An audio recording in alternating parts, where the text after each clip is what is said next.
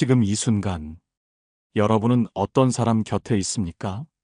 그 사람이 웃고 있다면 그 미소는 진심일까요? 그 눈빛은 따뜻한 배려일까요? 아니면 그 안에 감춰진 이기심과 이간질의 그림자가 숨어 있을까요? 사람은 겪어봐야 안다고들 합니다.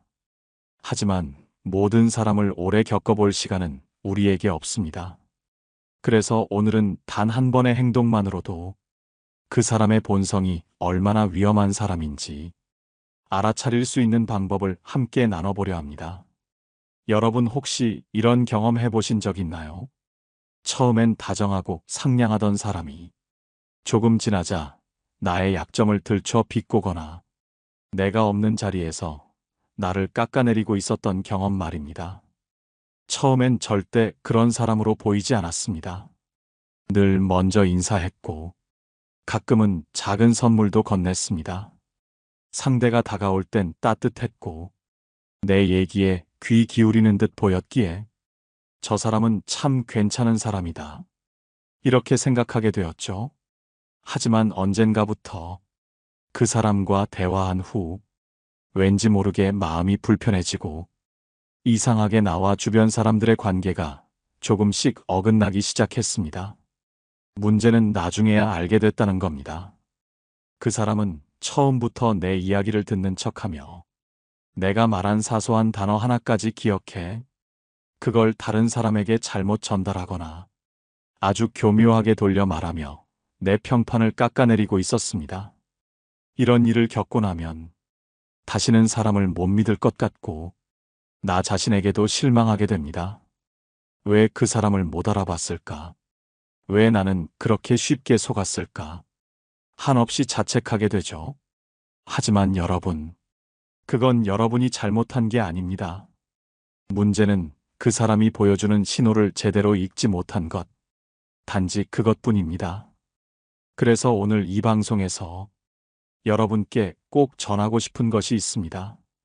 단 한 번만 보여도 그 사람의 본성이 드러나는 행동, 그 행동을 안다면 여러분은 더 이상 이용당하지 않을 수 있고 배신감에 고통받지 않아도 됩니다. 첫 번째, 그 사람의 얼굴에 비웃는 표정이 스쳐 지나간 적이 있는가? 두 번째, 남의 아픔을 대수롭지 않게 말하거나 웃으며 말한 적이 있는가? 세 번째, 누군가 이야기하고 있을 때 눈을 돌리거나 스마트폰을 만지는가? 이 세 가지만 기억하십시오. 이 중 단 한 가지 모습이라도 보인다면 그 사람은 지금 여러분을 진심으로 대하고 있는 게 아닙니다. 철학자 쇼펜하우어는 말했습니다. 사람의 진심은 언어가 아니라 행동에 담겨 있다. 말은 얼마든지 포장할 수 있습니다.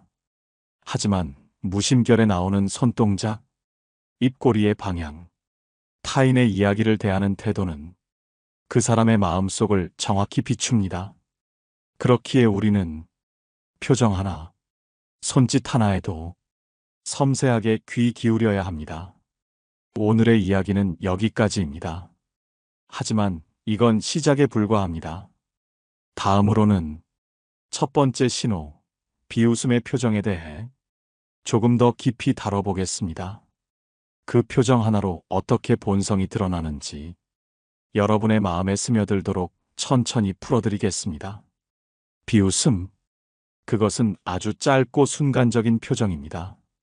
하지만 그 짧은 표정 하나에 그 사람의 본성이 얼마나 위험한지 고스란히 드러납니다.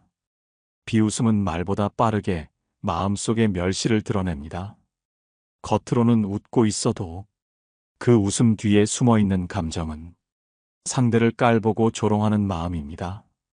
여러분 혹시 이런 상황을 겪어본 적 있으신가요? 여러 사람이 모여 있는 자리에서 여러분이 진지하게 이야기하고 있을 때 어느 누군가가 눈을 피하지도 않고 입꼬리를 한쪽으로 올리며 씩 웃었을 때 말입니다. 그 웃음에는 따뜻함이 없습니다. 격려도 아니고 공감도 아닙니다.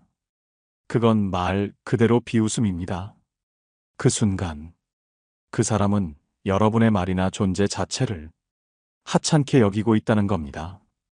그 비웃음이 처음은 아니었을 겁니다. 그 전에도 여러분의 의견을 듣고 대꾸 없이 고개만 끄덕이거나 그게 무슨 말이야? 하며 어이없다는 듯한 얼굴을 보였을 수도 있죠. 이런 사람은 여러분을 사람 대 사람으로 대하지 않습니다. 여러분을 이용할 도구로 보거나 자기보다 못하다고 여겨서 우위에 서고 싶어 합니다. 사연 하나 소개해 드리겠습니다. 서울 강서구에 사는 50대 여성 강은정 씨는 가까운 이웃이자 친구라 믿었던 사람에게 크게 상처를 받은 적이 있습니다. 어느 날 은정 씨는 오래 고민했던 가족 문제를 용기 내어 그 친구에게 털어놨다고 합니다. 아이 문제로 속이 타들어가고 남편과의 관계도 틀어져 힘들어하는 자신의 상황을 이야기하자 그 친구는 조용히 듣고만 있었습니다. 은정 씨는 마음을 열고 나니 조금 후련했다고 했습니다. 그런데 며칠 뒤 동네 카페에서 얼굴만 아는 다른 지인에게 이런 말을 들었다고 합니다. 아니, 은정 언니네 그렇게 안 봤는데 남편이랑 사이가 안 좋다면서요. 딸은 성적 때문에 가출했었다던데요. 은정 씨는 깜짝 놀랐습니다. 자신이 이야기했던 내용이 아주 구체적으로 떠돌고 있었던 겁니다. 더 큰 충격은 그 이야기를 전한 사람의 말 끝에 붙은 표현이었습니다. 그 이야기할 때 그 친구가 입꼬리 올리면서 내가 그래서 걱정된다니까 이러더라고요. 그때서야 은정 씨는 자신이 마음을 털어놨을 때 그 친구가 보여줬던 어색한 미소가 왜 그렇게 불편했는지 알았다고 합니다. 비웃음은 상대를 이해하지 않겠다는 선언과도 같습니다. 너는 그런 수준이지. 그런 문제나 안고 사는구나. 말은 하지 않지만 표정과 분위기에서 전부 전달되는 태도입니다. 이런 사람의 곁에 있으면 내 자존감은 바닥을 치고 나도 모르게 그 사람에게 인정받으려고 애쓰게 됩니다. 그런데 여러분, 왜 우리가 그런 사람에게 인정받으려 애써야 합니까? 왜 우릴 깔보고 조롱하는 이의 인정이 중요해야 합니까? 비웃는 사람은 공감 능력이 떨어지는 사람입니다. 다른 사람의 고통을 가볍게 여기고 자기 우월감을 키우는 데만 관심 있는 사람입니다. 철학자 아르투르 쇼펜하우어는 비웃음은 교양 없는 사람이 사용하는 가장 저속한 무기다라고 했습니다. 교양 있는 사람은 공감하고 경청합니다. 조롱하지 않고 도움 줄 방법을 고민합니다. 그래서 여러분, 누군가와 대화 중에 그 사람이 비웃는 표정을 보였다면, 그리고 그것이 반복된다면, 그 사람은 절대 가까이 두어서는 안 될 사람입니다. 그 표정 하나가 여러분을 얼마나 무시하고 있는지를 그대로 드러내는 것이기 때문입니다. 이제 기억하세요. 비웃는 사람은 결국 여러분의 마음도 신뢰도 모두 짓밟을 사람입니다. 이번에는 두 번째 본성의 신호, 남의 아픔을 가볍게 말하는 사람에 대해 이야기 나눠보겠습니다. 두 번째, 본성이 못된 사람은 남의 아픔을 가볍게 말합니다. 여러분, 살다 보면 꼭 이런 사람을 만나게 됩니다. 다른 사람의 아픈 경험을 농담처럼 이야기하거나 웃으면서 쉽게 떠드는 사람 말입니다. 여러분이 가슴속에 오래 품고 있던 상처를 조심스럽게 꺼냈는데 상대는 아무렇지 않게 다들 그런 일 있지. 그런 건 별거 아냐. 그래서 그게 왜? 이렇게 반응합니다. 그 말이 얼마나 무심하고 잔인한 말인지 그 사람은 모릅니다. 아니, 알아도 굳이 배려할 마음이 없는 겁니다. 사연 하나 소개하겠습니다. 인천에서 생활하는 40대 중반의 남성 이철수 씨는 오래도록 숨기고 있던 이야기를 회사 동료와의 술자리에서 털어놓게 됐습니다. 철수 씨는 젊은 시절 큰 빚을 지고 오랫동안 고생을 했고 그 과정에서 부모님까지 건강을 잃으며 돌아가셨다고 합니다. 그 이야기를 하면서 눈물을 흘렸고 처음으로 그 아픔을 누군가에게 나눈 순간이었습니다. 하지만 그 이야기를 듣고 옆자리에 있던 동료가 웃으며 이런 말을 했다고 합니다. 아이고, 다들 그렇게 사는 거죠. 그거 갖고 눈물까지 흘려요? 순간 철수 씨는 심장이 쿵 내려앉는 느낌이었다고 합니다. 자신의 상처가 조롱당한 것 같았고 앞으로 누구에게도 마음을 열지 못할 것 같았다고 했습니다. 이렇듯 남의 아픔을 가볍게 말하는 사람은 절대 가볍게 넘겨서는 안 되는 유형입니다. 이 사람들은 공감 능력이 없습니다. 타인의 감정을 읽지 못하고 읽으려 하지도 않습니다. 게다가 이런 사람은 타인의 아픔을 자신의 우월감을 드러내는 기회로 사용하기도 합니다. 예를 들어, 나는 그런 일 겪은 적 없어. 나는 그렇게 약하지 않아. 이런 식으로 다른 사람의 고통을 비교하며 자기 자랑을 하려 드는 겁니다. 이런 사람 곁에 있으면 우리는 점점 무뎌지고 감정을 나누는 것이 두려워집니다. 말을 꺼냈다가 또 상처받을까봐 마음을 닫게 되는 것이죠. 심리학자 브레네 브라운은 이렇게 말합니다. 우리는 연결되기 위해 태어났고 진심으로 연결되기 위해선 공감이라는 다리가 필요하다. 그런데 이런 사람들은 그 다리를 끊어버리는 사람들입니다. 여러분, 지금 떠오르는 사람이 있지 않으신가요? 여러분이 슬퍼할 때 그것도 힘들다고 그래. 나 같으면 그냥 털고 일어섰겠다. 이렇게 말하던 사람 말입니다. 그 사람이 보여주는 가벼운 말. 그 안엔 무심함보다 더 무서운 냉소와 무시가 들어 있습니다. 그 사람은 여러분의 고통을 이해하지도 않고 이해하려 하지도 않습니다. 그런 사람은 절대 곁에 두지 마세요. 상처 위에 또 다른 상처를 얻는 사람은 좋은 사람이 아닙니다. 아무리 평소에 착해 보여도 그 말 하나로 그 사람의 본심은 드러나는 법입니다. 다음으로 세 번째 본성의 신호. 남이 말할 때 조용히 듣지 못하고 중간에 끼어들거나 말을 자르거나 자기 이야기를 끼워 넣는 사람에 대해 이어가겠습니다. 세 번째, 남의 말을 끊고 자기 이야기만 하는 사람은 관계 안에서 중심이 되고 싶어 하는 욕망이 강한 사람입니다. 그 사람은 남을 듣는 척하지만 사실은 언제 자신의 차례가 오나 속으로 계산하고 있는 겁니다. 여러분, 혹시 이런 상황 겪어보신 적 있나요? 마음을 다잡고 누군가에게 중요한 이야기를 꺼내고 있는데 그 사람이 나도 그런 적 있어. 근데 나는 더 심했어 하면서 갑자기 자기 이야기로 흐름을 바꿔버리는 경우 말입니다. 이건 단순히 말버릇이 아닙니다. 상대에 대한 존중이 없는 겁니다. 나보다 상대가 더 아픈 것 같으면 그 감정을 덮으려 하고 나보다 주목받는 이야기가 나올 것 같으면 중간에 끊고 자기로 돌리는 겁니다. 사연 하나 소개하겠습니다. 경기도 안양에 사는 50대 여성 김지영 씨는 최근 딸과의 갈등으로 많이 힘들었다고 합니다. 딸이 사춘기를 지나며 날카로워졌고 사소한 말에도 상처를 받는다며 집을 나간 적도 있었다고 합니다. 이런 속마음을 친구에게 털어놓았는데 친구는 이렇게 말했습니다. 야, 너는 그래도 낫다. 우리 애는 고등학교 때 가출도 했어. 나 그때 경찰까지 불렀잖아. 그래도 너희 딸은 착한 편이지. 그 순간 김지영 씨는 더 말하고 싶지 않았다고 합니다.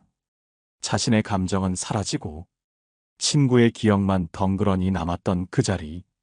그때 지영 씨는 깨달았다고 합니다.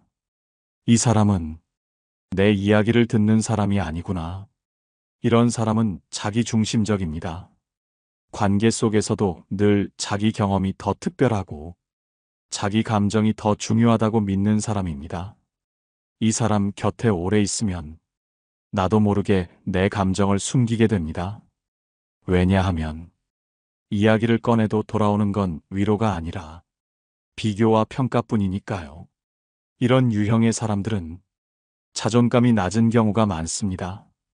그래서 늘 자기가 더 아프고 자기가 더 특별하다는 걸 입으로 증명하려 드는 겁니다.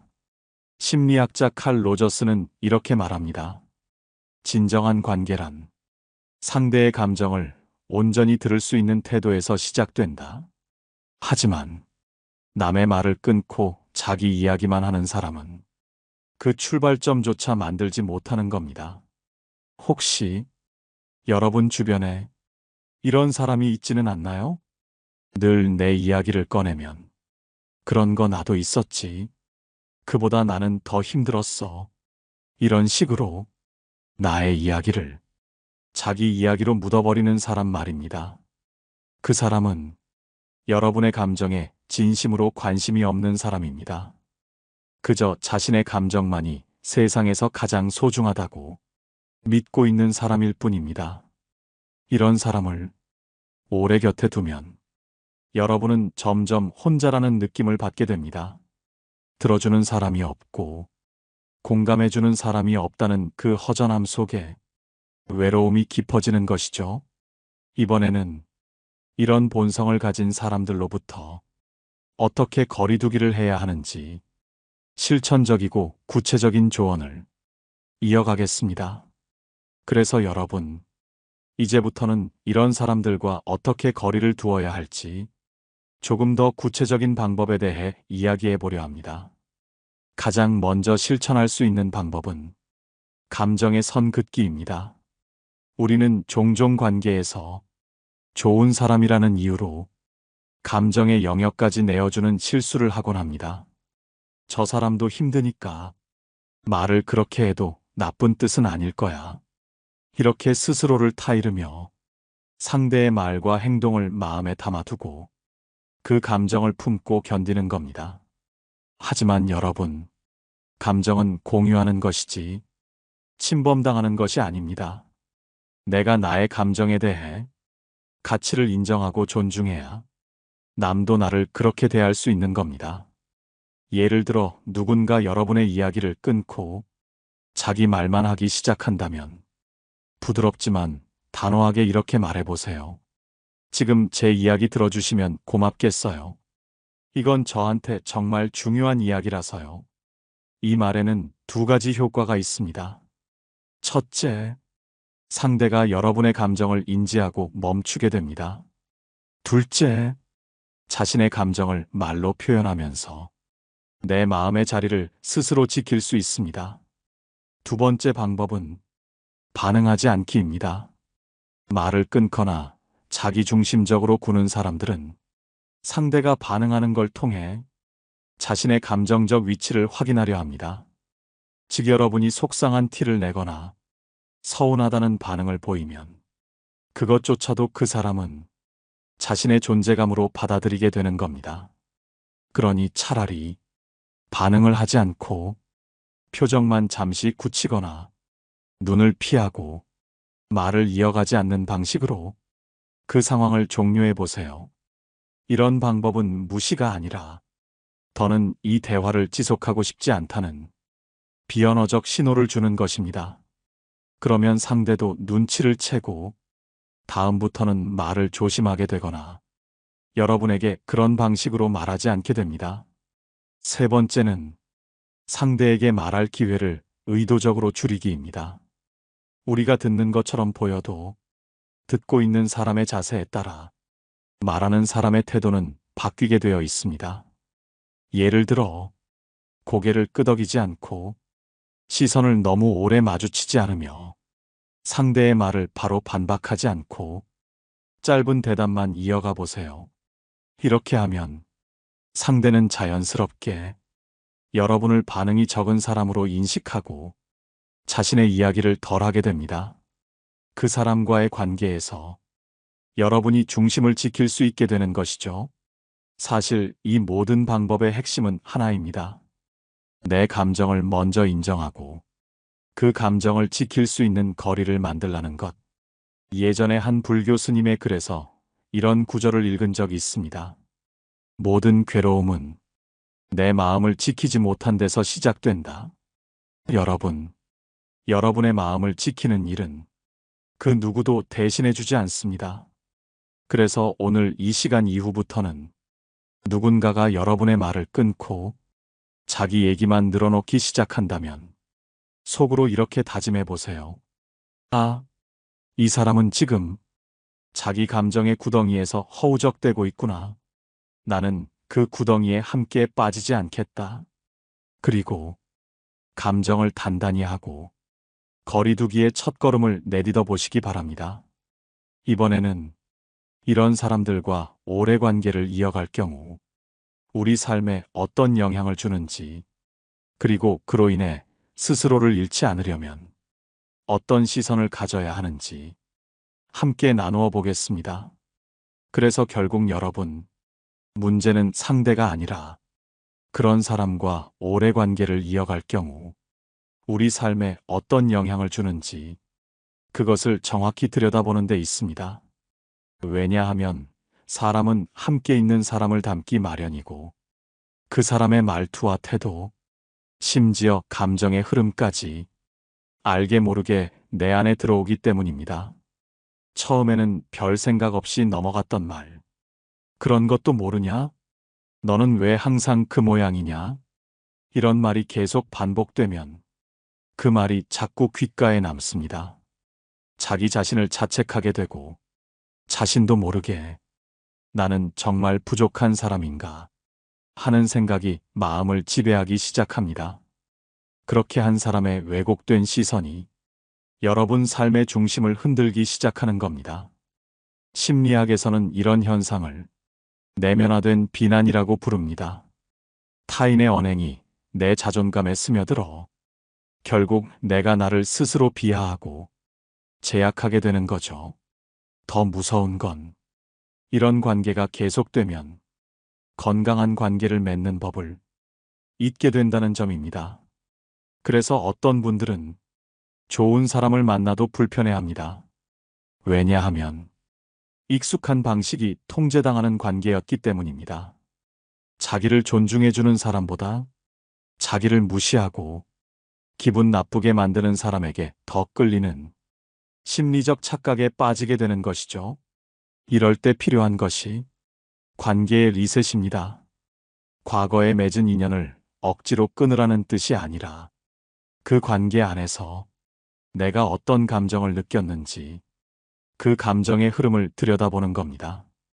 자주 서운했다면 왜 서운했는지를 생각해보고 늘 죄책감이 들었다면 그건 내 잘못이었는지 아니면 상대가 만든 감정이었는지를 하나하나 따져보는 겁니다. 그 과정 속에서 이 감정은 내 것이 아니다. 그 사람의 말은 진실이 아니었다. 라는 인식이 생기면 비로소 우리는 그 관계에서 벗어날 힘을 얻게 됩니다. 이때 중요한 자세는 스스로를 비난하지 않는 것입니다. 왜 그때는 몰랐을까? 왜 그 사람 말에 상처받았을까? 자신을 원망하는 대신 그만큼 내가 순수하고 다정한 사람이었다는 증거라 자기 자신을 인정해 주셔야 합니다. 철학자 쇼펜하우어는 이런 말을 남겼습니다. 고요한 바다는 훌륭한 선장을 만들 수 없다. 살아가면서 인간관계라는 파도 속에서 우리는 수많은 흔들림을 겪게 됩니다. 그 파도는 때로 여러분을 아프게 하고 지치게 만들기도 하지만 그 안에서 우리는 사람을 읽는 눈을 얻고 내 마음을 지키는 힘을 갖게 되는 겁니다. 그러니 오늘 이 방송을 듣고 있는 여러분은 이미 그 파도를 지혜롭게 건너는 길 위에 서 있는 사람입니다. 다음으로 이런 사람에게 휘둘리지 않고 당당하게 살아가는 법, 그리고 그 관계를 완전히 정리하지 않더라도 건강하게 관리할 수 있는 실질적인 방법, 함께 알아보겠습니다. 그럼 이제 여러분이 꼭 기억해야 할 마지막 이야기입니다. 앞서 말씀드렸듯 단 한 번의 행동, 딱 한마디 말, 남이 말할 때 보이는 태도 하나만으로도 그 사람의 본성이 보이는 순간이 있습니다. 그런 사람과 거리를 두는 건 겁쟁이라서가 아닙니다. 그건 여러분이 더 이상 상처받지 않겠다는 결심이고 여러분 자신을 존중하겠다는 다짐입니다. 사람을 잘라내는 게 두려워 계속해서 참고 또 참고 속으로만 사귀면서 지내다 보면 결국 내 감정은 병들고 내 일상은 무너지고 맙니다. 그래서 멀리해야 할 사람을 더 이상 곁에 두지 않는 건 사랑이 없어서가 아니라 자기 자신을 지키는 가장 현명한 방법입니다. 사람이란 누구나 약한 순간이 있고 누구나 실수할 수 있지만 그 실수를 반복하고 그 약함을 이용하려 드는 사람이라면 그건 실수가 아니라 의도일 수 있습니다. 의도가 담긴 못된 행동, 계속되는 무시와 비아냥, 말을 가로채고 상대의 말에 끼어들며 존재 자체를 사소하게 만드는 사람, 그 사람을 바꾸려 하지 마세요.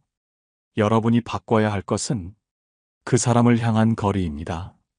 말을 줄이고, 만남을 줄이고, 생각을 줄이고, 그 사람의 말과 표정과 행동이 내 마음에까지 들어오지 않도록 벽을 세우고 선을 긋는 것. 그게 바로 건강한 인간관계를 위한 첫걸음입니다. 여러분께 이런 말씀을 드리고 싶습니다. 세상에는 좋은 사람이 훨씬 많습니다. 여러분을 진심으로 아끼고 여러분의 말을 끝까지 들어주고 여러분의 마음을 소중하게 여기는 사람이 분명 있습니다. 그런 사람에게 여러분의 에너지와 시간을 쓰십시오. 언제든 연락하면 반가워하고 여러분의 근심을 함께 나누고 무리하지 않고도 편하게 만날 수 있는 사람. 그런 사람은 결코 하루아침에 만들어지지 않습니다. 여러분이 상처로부터 조금씩 멀어지며 스스로를 이해하고 나를 믿는 시간을 거쳐야만 그런 인연도 자연스럽게 다가옵니다. 자꾸 상처 주는 사람에게 왜 나를 이렇게 대할까? 왜 나만 이런 취급을 받을까? 그런 질문을 멈추고 이제는 이렇게 물어보세요. 나는 왜 그런 사람과 계속 관계를 이어가고 있었을까? 이 질문이 바뀌는 순간 여러분의 관계도 바뀌고 여러분 삶의 중심도 바뀔 것입니다. 마무리하면서 오늘의 핵심 메시지를 정리해 드리겠습니다. 첫째, 이 모습 한 번만 보여도 그 사람의 본성은 드러납니다. 둘째, 이 말 한마디로 그 사람의 내면을 알 수 있습니다. 셋째, 남이 말할 때 보이는 이 행동, 그 자체가 그 사람의 태도입니다. 이 세 가지 신호 중 하나라도 보인다면 그 사람은 여러분을 존중하지 않는 것입니다. 여러분은 존중받아야 마땅한 사람입니다. 그러니 당당하게 선을 긋고 여러분의 마음을 지키시기 바랍니다. 오늘 방송이 여러분의 삶에 작은 용기를 드렸기를 바랍니다. 혹시 오늘 이야기 들으며 떠오른 사람이 있다면 댓글로 남겨주셔도 좋습니다. 또 여러분 주변에 이런 고민을 안고 있는 분이 있다면 이 영상을 공유해 주세요. 구독과 좋아요는 여러분의 따뜻한 공감이라는 걸 잘 알고 있습니다. 저는 다음 시간에도 여러분의 마음을 어루만지고 위로가 될 수 있는 이야기로 다시 찾아뵙겠습니다. 오늘도 여러분 수고 많으셨습니다. 고맙습니다. 깨달음의 광장이었습니다.